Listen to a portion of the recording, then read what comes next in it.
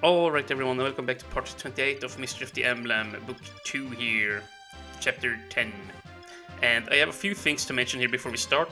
First off, I will not be able to get the thief, which normally spawns here with the silver card, because I killed one of the clerics here, which means the thief won't spawn, or reinforce, whatever. So that's the first thing. And the second thing is I've been giving some misinformation in regards to some of the shards here. For example, Drog with the Aquarius shard. I've said before, like in earlier episodes, the Aquarius shard gives you 15 strength, 15 skill, 10 speed growth. No, that is not correct. The Aquarius shard actually gives 10 strength, 10 skill, 10 speed, and 10 weapon level in this version of the game. I read off the wrong wiki. I must have read on, about some other version of Mystery of the Emblem. So, yeah, there are small difference like that. There are small difference like that which I have gotten wrong, but really it's no main, or there is no major differences. It's not extremely misleading or whatever. But anyway, I now have an updated list here, and I think I'm just gonna move up with Nabarl here because I want some more experience on his ass. And you know what, let's just give him some of Drog's charge here, because why not? Just take them, please, thank you. And wait. Let's see, now we're just gonna move up with everybody here.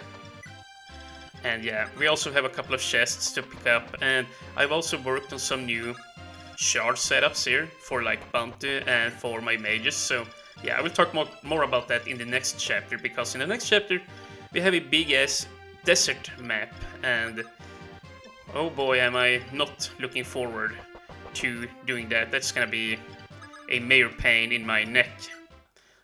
Yeah, you move slow and there's a whole bunch of items to pick up, and yeah, luckily it is a good map to level up mages because they can run around freely in the desert. So yeah, we'll probably just bring like a couple of flyers and maybe Nabarl and Ogma and all my mages, and tackle it in that fashion.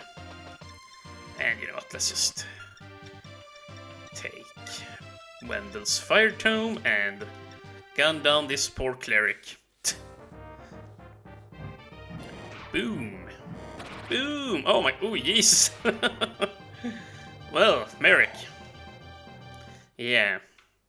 He doesn't hold back. Doesn't matter if it's women or children. He's just gonna blast you to heck. And here we have the Wendell X Elrian conversation. What are you doing, my boy? My boy? Oh, Master Wendell, you returned.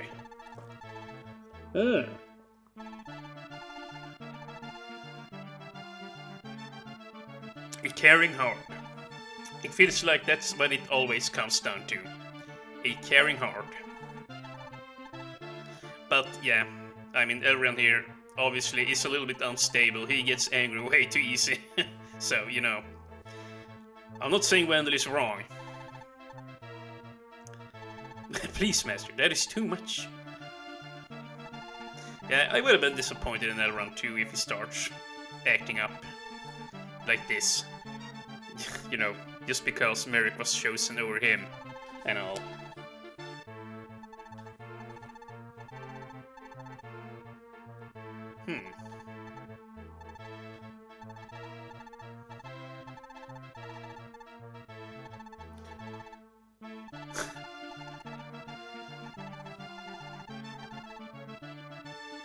Okay, well. Unfortunately though, even though Elrond is a really good mage, I won't be using him in my playthrough. But if you want to use him, go ahead, like, he's really good. He has great growths. He was apparently buffed in the Nintendo DS version, like, severely buffed. But in this version too, he's really good.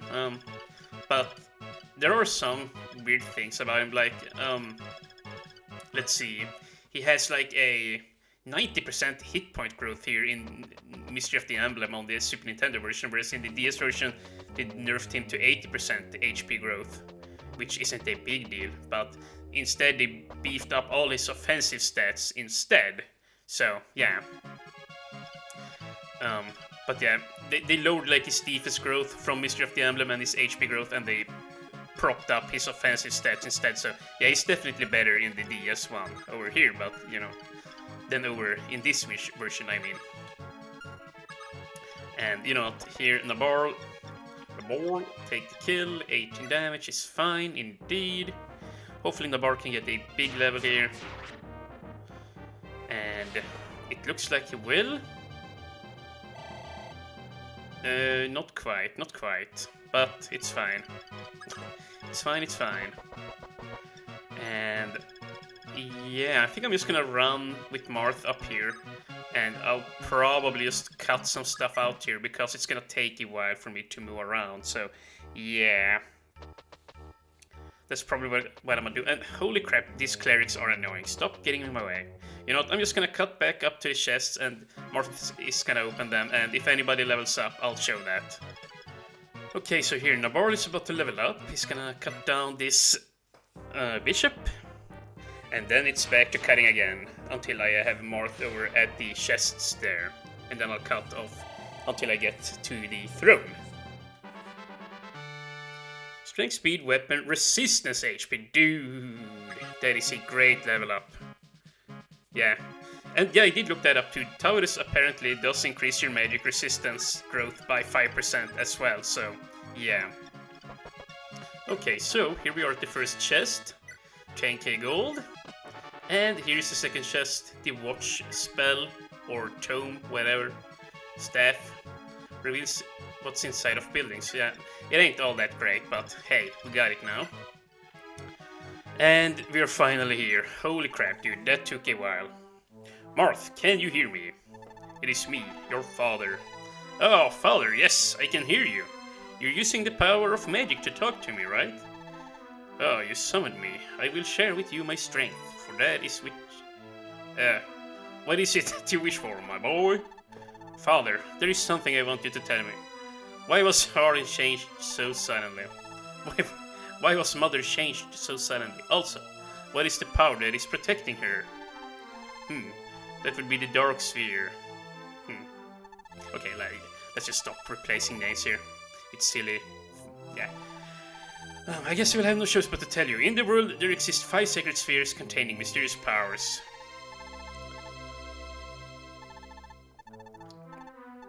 So, great. We now gotta go and find the spheres again. And Goto so happens to have the light sphere, which we're gonna need to take out Hardin down the line. And yeah, believe it or not, he's actually not the last boss of the game. But he's one of the later bosses, but not the last one.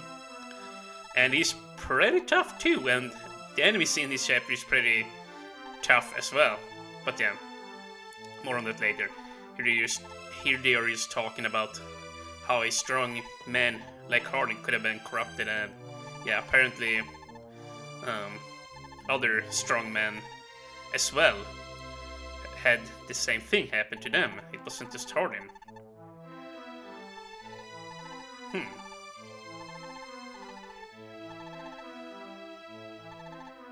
But yeah, apparently even Garneth got corrupted, so yeah.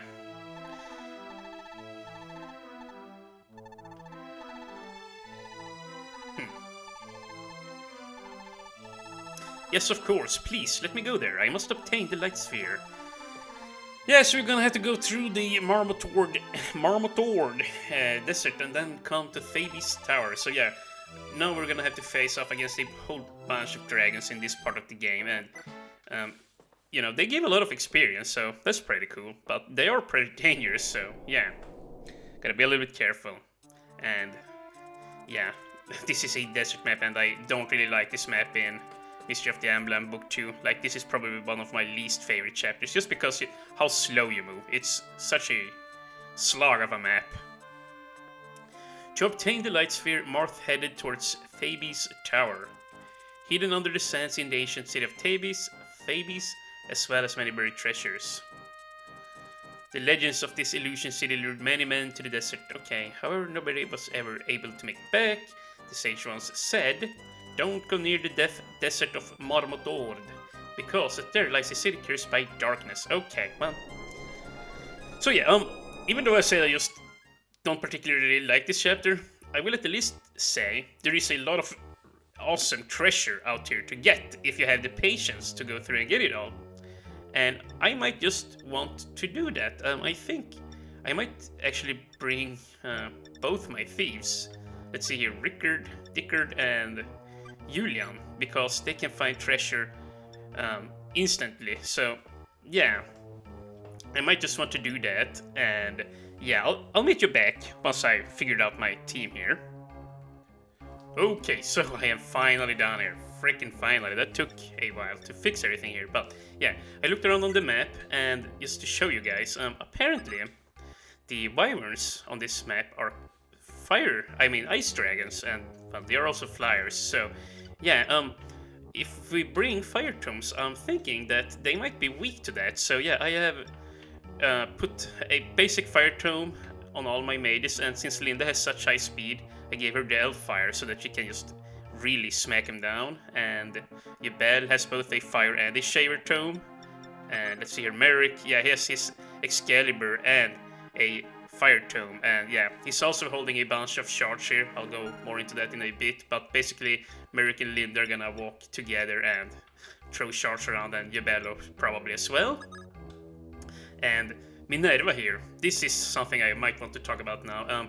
Minerva, since she's gonna have to be on the late game crew, or on the late game team, I decided to give her my best charge.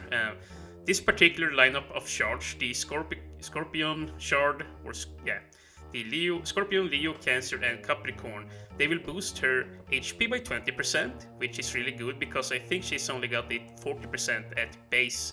So yeah, now she has a 60% HP growth in total, and this charge will also boost her strength growth by 60%, her defense growth by 50%, and her skill by 10%. However, she will face a 10% luck penalty, which I'm not too stoked about. However, yeah, for the time being, I'm just gonna aim at boosting up her strength and defense to 20, and we can work on her luck later. So yeah, that's how I'm gonna do it. So yeah, she's got massive strength and HP and defense growth for this chapter, and she and Palla will ride together, and Palla has some vulneraries on her, so they will follow each other out into the desert and fight together. Yumina will heal and cast fire. We have Ogima with apparently a firestone on him. Dude, remove that. So yeah, he will carry a Brimslayer to take out some dragons, hopefully. And we also have Nabarl here, and I'm thinking that both my mercenaries here, since they really don't need more strength, skill, speed, growth, stuff of that nature, I'm just gonna give those two, or I'm gonna give Nabarl and Ogma the Aquarius, and the Virgo shard to play around with. And basically, Aquarius will increase their strength, skill, speed growths by 10%. However, they will face a 10% defense penalty, which is a little bit annoying, but for the time being, they get plus 30% magic resist, which I'm gonna try and level them both up to level 20 before they promote anyway, so I think they will hit 20 defense at any rate. But if they can get a bunch of extra magic resist for the final chapters of the game, I'm thinking that would be very nice. So yeah, I'm just gonna keep the Virgo on them for the time being. And Julian probably won't do much fighting on this chapter. We will bring Julian on the next chapter too. But yeah, I'm gonna try and do some fighting on him. And you know what? Let us give him a killing edge. He might actually need it. Yeah, I wanna keep calling Julian for a she, because in Swedish, in my language, Julian is actually a female name, not a male name. So yeah, it's a little bit weird to me. But I'm gonna go ahead and save, and we're gonna start off this chapter a little bit. And I don't have any map up where chests are. However, I will open up a map on my phone here on the side for next time when we're playing, and I will scour the desert for treasure that I want to pick up. I'm probably not gonna pick up everything, but everything I deem necessary at the very least I will pick up.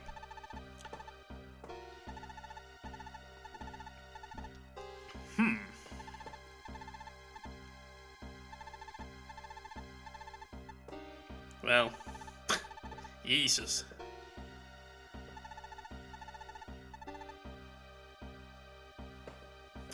The Divine Sword Falcon, a very nice sword to have for sure on the hero. And that was so that he could rescue Princess Artemis, however you pronounce that. Although it will be long, I would like to describe the legend of Andri. 100 years ago, the ruler of this continent, the Holy Kingdom of Akaneia, was destroyed by the Dragon Tribe. Humans were enslaved and lived each day in despair. Some people wielded weapons to fight back, but they couldn't defeat the Dragon Tribe. Many people died. Also, the humans' only hope, the Akaneia royal family, was wiped out, and so the world lost all its hope.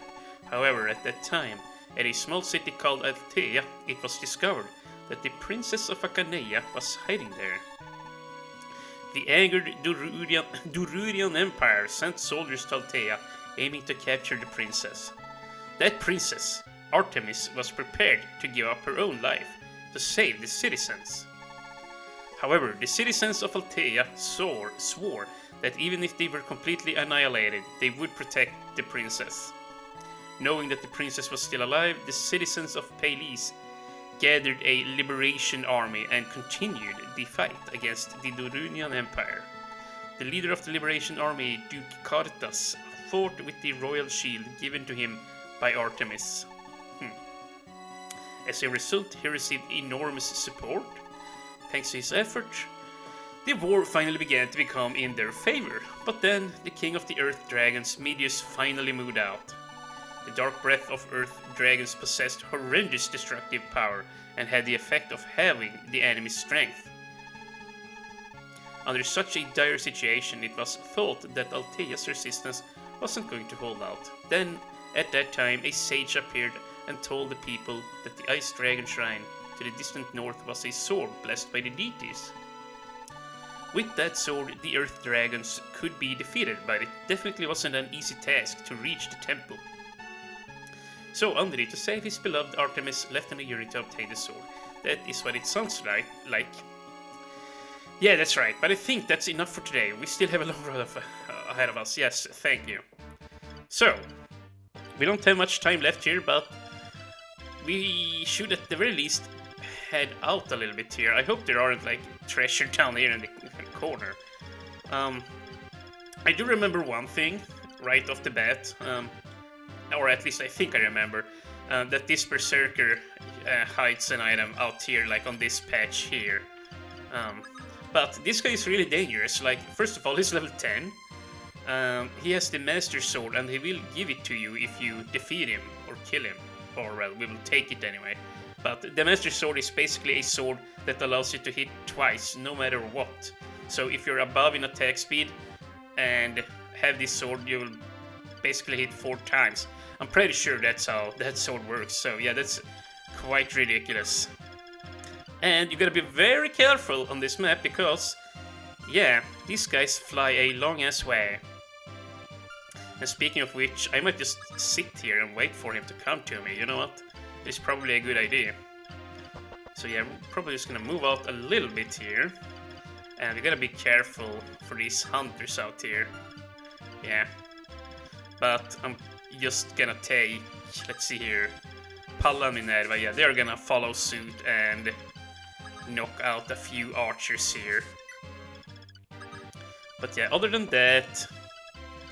Oh yeah, and also let's spread out our thieves too. One will go west and one will go north, I suppose. But I can't stroll out too far because... yeah, because of this. Also, is this... oh good, this is Julian. That's good, so if Julian wants to take a kill out here, we can give these really nice shards to him. Yeah, he's still only level 11, so he's gonna need some more strength and defense before the final chapters, and the Capricorn will boost his health. So yeah, it is perfect that he goes to the west there. And I think the rest of these guys will stick together. Yeah, just like this. And maybe Wendell... Yeah, Wendell can head out to the west, actually. We already have a healer here on the east side. And... yeah, let's just end it there, I think. Okay, and let's see what happens. Let us see. And did I change weapon on Merrick? I hope I didn't use the Excalibur here now. That will be overkill. For real. As the kids say nowadays. Okay, good, we have the fire weapon. So let's see if it deals bonus damage or not. It doesn't look like it. What the heck, it said well, it says Flying Dragon there. Oh, you know what it is? I'm a dumbass. I am a dumbass. Oh, when I looked at them here, it says they're effective against ice dragons. Not that they are affected by... not that they are ice dragons. Oh, jeez. Okay, so... the Excalibur is going to be super effective on them. And the Shaver spell is going to be super effective on them. I got it. Well, let us just heal Merrick up. As such. And... yeah. This is gonna take a while. I'm sorry, you guys, but strap yourselves in. We have a lot of slow moving to do on this chapter. And I'm not a big fan of this music. It is just really boring and annoying. I'm sure that it is a much better music track in the DS version, which, yeah, I gotta play that game sometime. It sounds really like a really fun game, is when I'm trying to get it here.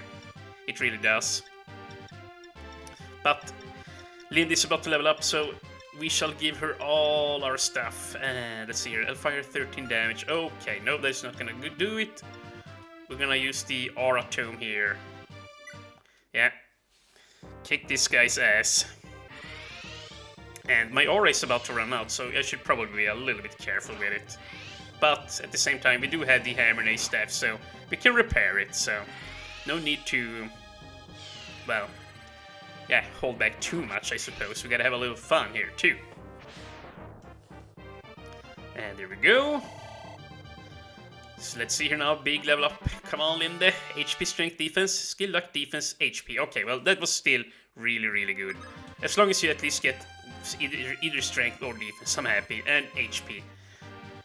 The main reason why I'm rooting so much for HP is because, like, once again, you know, in the end game of this version, or if in Mystery of the Emblem Book 2, there are gonna be so many long-range tomes that it is really beneficial if you have a lot of health to work with. That's all I'm gonna say. And I guess I'm not really sure what I'm doing with these two. I'm just gonna run on out here. And Wendell is probably gonna walk with them. And there might be a chest. I keep saying chest. There might be a treasure up here by the bones. That's typically how it works in the GBA games. So I'm gonna move Julian up here a little bit. And we're gonna start killing enemies on Minerva.